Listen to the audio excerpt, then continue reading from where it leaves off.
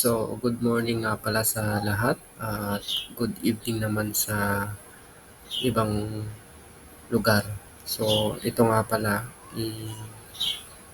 i-share ko sa inyo kung paano mag-convert ng PDF file or any documents na pwede nyong i-convert to PDF file to image or Excel to image or Excel to Word, mga ganyan. So, marami naman ng tutorial sa internet o YouTube, Google.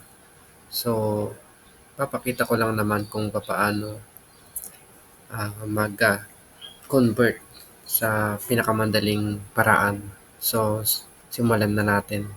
So, search lang natin sa Google. Yan ang kaibigan natin, Google, sa lahat ng bagay, pati ang YouTube. So, search na natin. So, lagay natin ah PDF, PDF, PDF to image. So, image yun is JPEG, mga ganyan. JPEG or PNG. Yan. JPEG, yan. JPEG or PNG. Yan.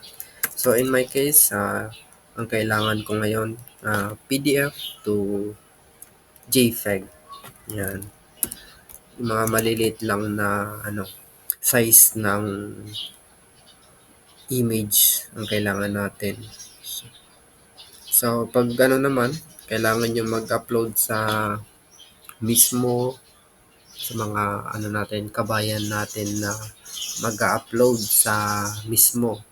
Kailangan nila ng mga maliliit na size o yung mga maliliit na MB. So, yung MB, ito, JPEG.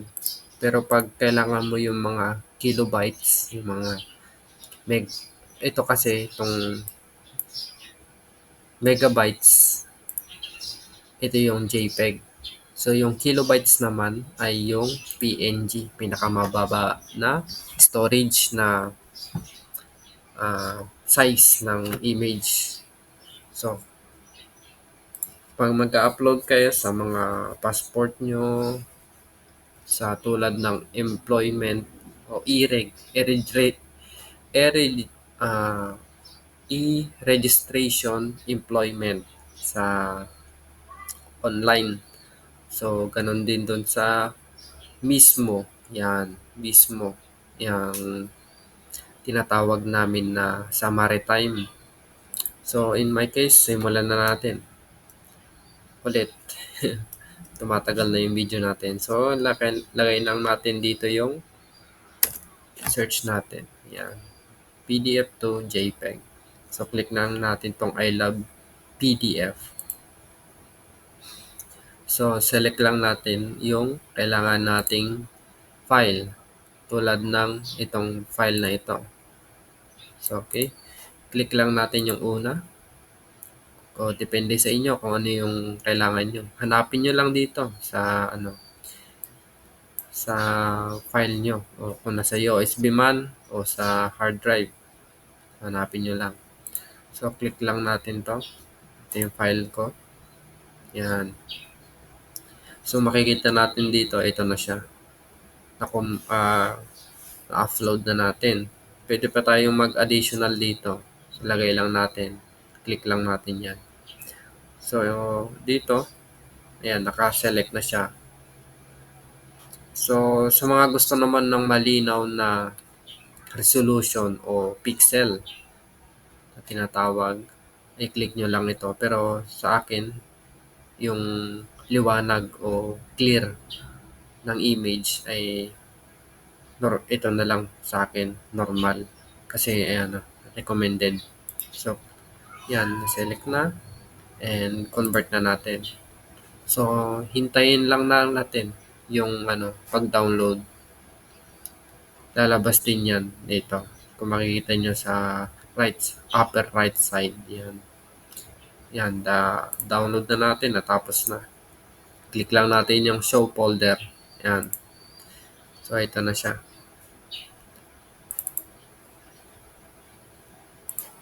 Yan. I-zoom lang natin para hindi makita yung details sa taas. So, ito yung ano niya, image. Yan. Ito yung result ng exam ng isang client natin. So, yan. Exit na natin.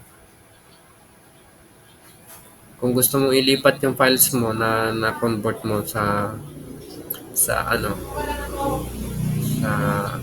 download, yan. Ilipat mo. I-click mo lang yan. Alam nyo na yan. Mga teki naman na kayo ngayon. So, sa mga hindi naman nakakaalam o hirap pa sa mga ganitong procedure, copy-paste lang natin. Yan. Click nyo lang yan.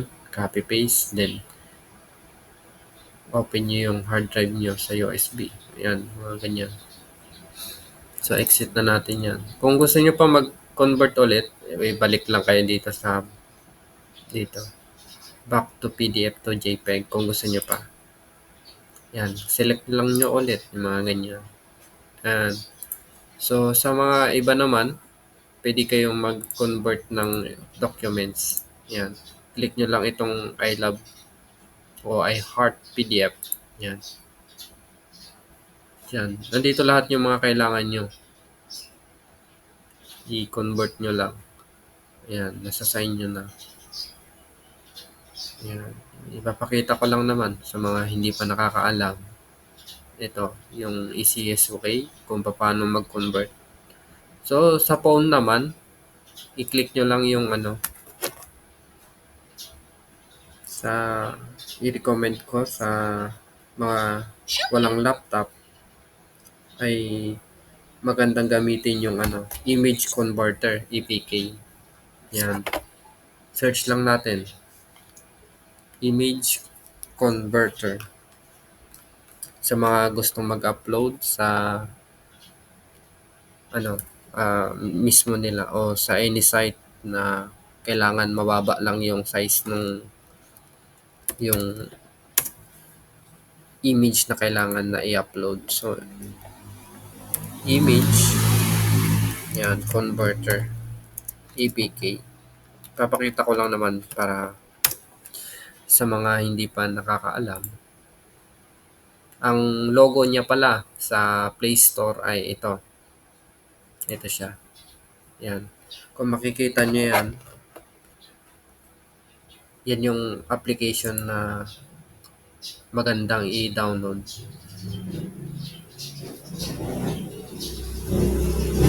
Minsan, yung background niya, kung makikita nyo dito, white. Dun sa latest, kulay itim na. Yan. Ito na. Ewan ko lang kung ito yung latest na application. Yan siya. Ito yung style niya. So, sa mga mag-upload ng ng image sa mismo ay ang kailangan nyo doon ay JPEG. Ay yung JPEG mataas pa yan eh. Pero yung PNG o sa mga nakakaano ng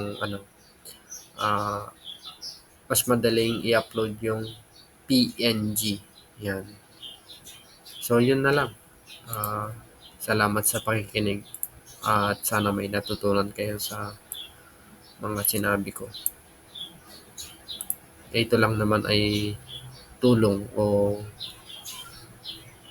guide sa mga hindi pa nakakaalam kung paano mag-convert ng image or documents na